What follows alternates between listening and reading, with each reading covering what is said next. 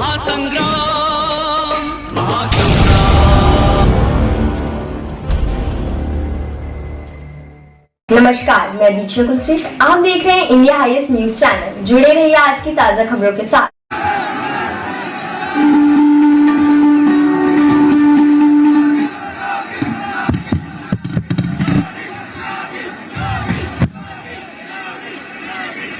Bharatiya Janata party के जिला के अध्यक्ष श्री गिरिराज कुशवाहा जी, जिला पंचायत की लोकप्रिय अध्यक्ष डॉक्टर मंजू भदौरिया जी, लोकप्रिय सांसद श्री राजकुमार चाहर जी, पूर्व विधायक डॉक्टर राजेंद्र सिंह जी, पूर्व मंत्री श्री रामसकल गुर्जर जी, प्रभारी आगरा सुश्री पूनम बजाज जी, विधानसभा फतेहाबाद के प्रभारी श्री उदय प्रताप सिंह जी, भारतीय जनता पार्टी के फतेहाबाद विधानसभा क्षेत्र से प्रत्याशी श्री छोटेलाल वर्मा जी और उपस्थित भारतीय जनता पार्टी के सभी पदाधिकारीगण, भाइयों बहनों, मैं आप सबका आगरा के इस फतेहाबाद में आप सबसे मुझे मिलने का अवसर प्राप्त हो रहा है। इस सदी की इस महामारी में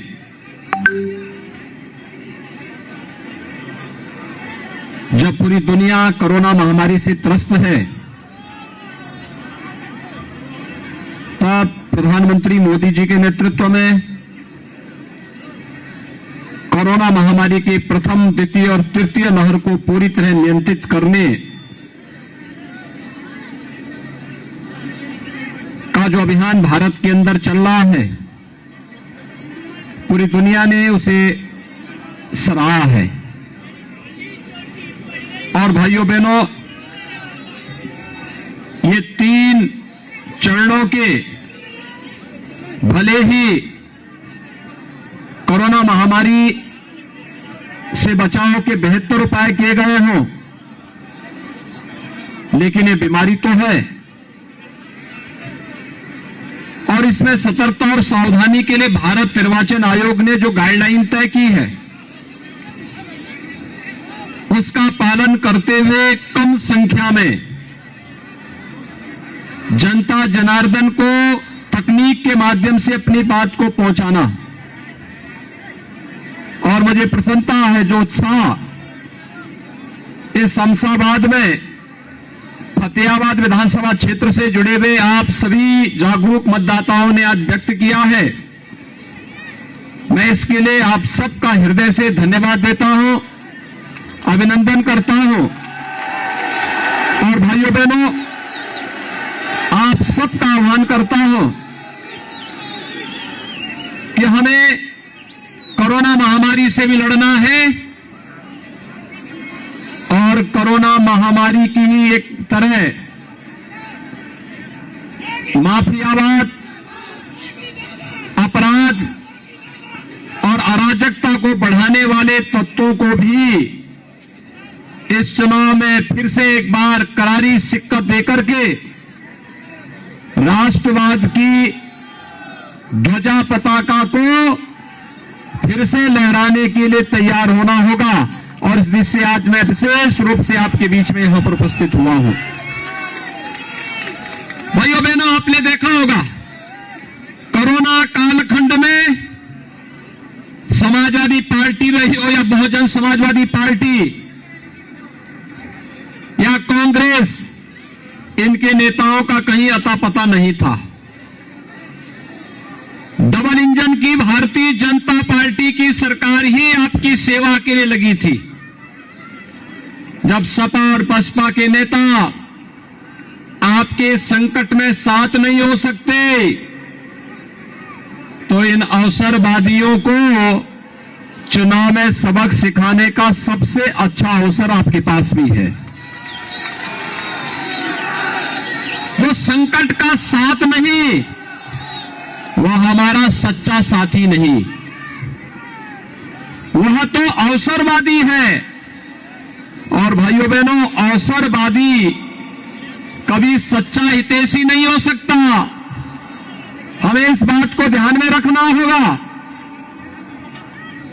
इनकी संवेदना गांव के लिए नहीं है, गरीब के लिए नहीं है, कमजोर के लिए नहीं है, किसान और नौजवान के लिए नहीं है, महिलाओं की सुरक्षा के लिए भी नहीं है। ये तो महिला सुरक्षा के लिए स्वयं खतरा है, किसानों का शोषण करने वाले हैं, नौजवानों के भविष्य के साथ खिलवाड़ करने वाले लोग हैं, दंगा करवाने लोग हैं, नाम समाजवादी, सोच परिवारवादी और काम दंगावादी, यही तो इनकी पहचान है। और इसीलिए मैं आज आपके बीच आया हूं आपका आह्वान करने के लिए कि भाइयों बहनों, पहले युवाओं की नौकरी निकलती थी और चाचा और भतीजा सेठई खानदान के साथ वसूली के लिए निकल पड़ते थे और नौजवानों के भविष्य के साथ खिलवाड़ करते थे। 5 वर्ष के दौरान उत्तर प्रदेश के अंदर कोई भर्ती घोटाला नहीं हुआ। 5 लाख नौजवानों को सरकारी नौकरी दी। कोई नहीं कह सकता कहीं किसी ने घूस मांगी हो। आखिर वो 5 लाख नौजवान आप ही के गांव का, आप ही के घर का, आप ही के अगल बगल का, आपके का नातेदार रिश्तेदार का ही पुत्र रहा होगा, आप ही का साथी युवा रहा होगा। ये सपा की सरकार के समय क्यों नहीं हो पाता था? कोरोना कालखंड में आपने देखा होगा, फ्री में टेस्ट, फ्री में उपचार,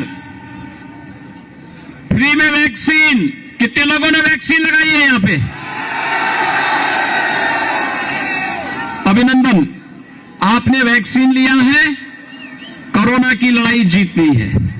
उत्तर प्रदेश में 99% से अधिक लोगों ने वैक्सीन की पहली डोज ले ली है।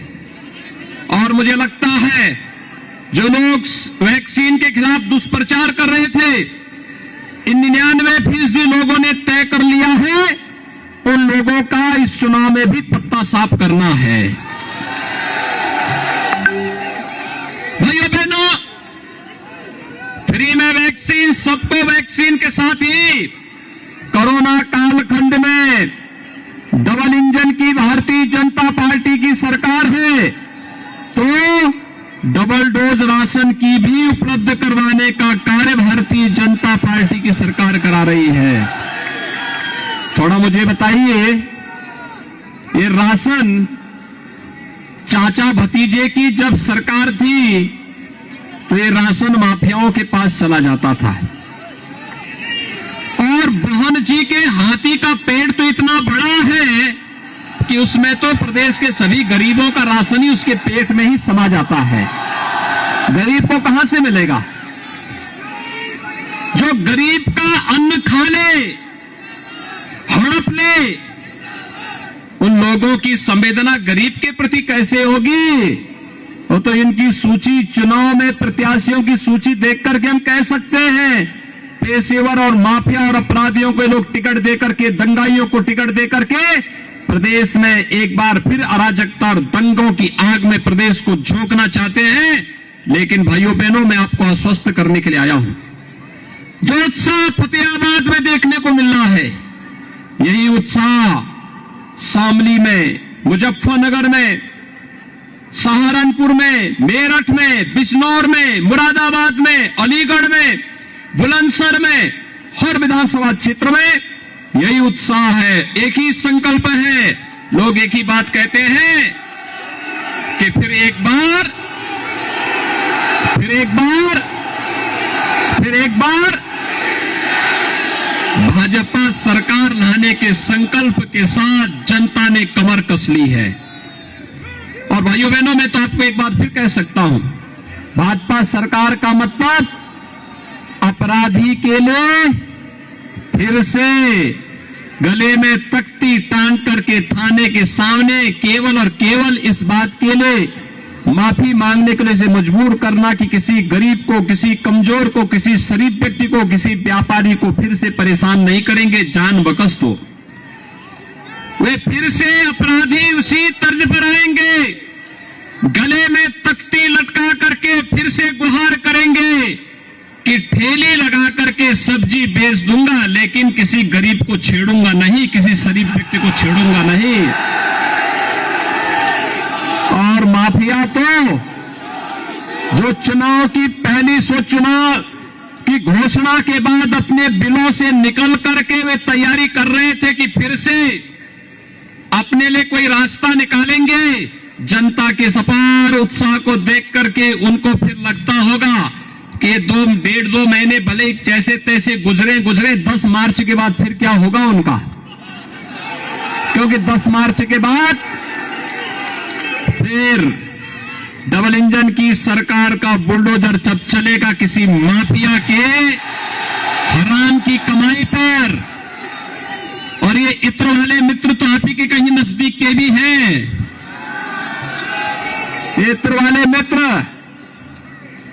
वाले मित्र तो गरीबों का ही सब हड़प जाते थे, गरीबों का मकान, गरीबों का अनाज, गरीबों के लिए शौचालय, गरीबों के उपचार का पैसा, ये सब हड़प जाते थे। और इसीलिए तो समाजवादी पार्टी को ज्यादा पीड़ा हुई जब इत्र वाले मित्र पर जेसीबी चली और वहां से नोट की ढेर निकलने लग गई। और इसलिए भाइयों बहनों, गांव के लिए, गरीब के लिए, किसान के लिए, नौजवान के लिए, महिलाओं के लिए ईमानदारी के साथ कोई कार्य कर रहा है तो वह है भारतीय जनता पार्टी की सरकार। हमने किया है और हम करेंगे। भाइयों बहनों, समाजवादी पार्टी की सरकार का एक ही विकास आपको दिखाई देता होगा और वह विकास उनका है। समाजवादी पार्टी की सरकार का विकास अगर आपको देखना है तो वह सड़क पे नहीं दिखाई देगा, वह केवल और केवल कब्रिस्तान की बाउंड्री वॉल के रूप में दिखाई देगा, बाकी और विकास उनका नहीं है। कब्रिस्तान की बाउंड्री वॉल के अलावा समाजवादी पार्टी का कोई विकास नहीं। और भाइयों बहनों, ये डबल इंजन की भाजपा की जो सरकार थी ना, या जो सरकार है ना, इसी सरकार ने उसी पैसे को तीर्थ और धामों के विकास में लगाया। आज हम बटेश्वर में भी विकास करा रहे हैं। आज हम लोग ब्रज तीर्थ विकास परिषद का गठन करके विकास की प्रक्रिया को तेजी से आगे बढ़ाने का कार्य कर रहे हैं। और यह भी राष्ट्र नायकों को सम्मान देने में दम होना चाहिए। जब सोच ईमानदार तो काम भी, तो दमदार कार्य कैसे होता है। पिछली सरकारें औरंगजेब जैसे दुर्दांत आक्रांताओं के नाम पर अपनी संस्थाओं का नाम रखती थी। हमारी सरकार आई, उन्होंने कहा कि आगरा म्यूजियम का नामकरण औरंगजेब के नाम पर नहीं, आगरा म्यूजियम का नाम छत्रपति शिवाजी महाराज के नाम पर होना चाहिए। आज आगरा जनपद विकास की एक नई प्रक्रिया के साथ जुड़ रहा है और उस प्रक्रिया के साथ जुड़ने के लिए ही मैं कह रहा हूं, 1 करोड़ यूथ को टैबलेट और स्मार्टफोन देने की कार्रवाई चल रही है। 1 करोड़ युवाओं के हाथों में टैबलेट होगा। स्मार्ट युवा, अब स्मार्ट सिटी ही नहीं, यूपी का युवा भी स्मार्ट होगा और उस स्मार्ट युवा के लिए ये स्मार्टफोन और टैबलेट उपलब्ध कराए जा रहे हैं। हर नौजवान के लिए रोजगार की पुख्ता व्यवस्था की जा रही है। और इसके लिए भाइयों बहनों, आज मैं आपके पास आया हूं। छोटेलाल वर्मा को भारतीय जनता पार्टी ने अपना प्रत्याशी बना करके इस चुनावी समर में आपके सामने उतारा है। सुरक्षा, सुव्यवस्था सुशासन कैसे होना चाहिए? 5 वर्ष के अंदर बिना रुके, बिना डिगे, बिना झुके और बिना हटे भारतीय जनता पार्टी की सरकार ने प्रदेश के अंदर यह करके दिखाया है। और आज आइयो आप भाइयों बहनों, जब 10 फरवरी को चुनाव होंगे, मेरी आप सबसे अपील होगी, 10 फरवरी के चुनाव में भारतीय जनता पार्टी के प्रत्याशी श्री छोटेलाल वर्मा को कमल चुनाव चिन्ह पर भारी बहुमत से विजयी बनाने की अपील आप सबसे करने के लिए आज मैं आपके बीच आया हूं। भाजपा के समर्थन में आप सभी लोग हैं, सभी लोग, जहां तक मेरी आवाज जा रही है दोनों हाथ उठा करके मुझे बताओ, सभी लोग भाजपा के समर्थन में हैं, एक एक वोट भाजपा को देंगे? तो भाइयों बहनों मेरे साथ जोर से बोलेंगे, भारत माता की, भारत माता की, भारत माता की।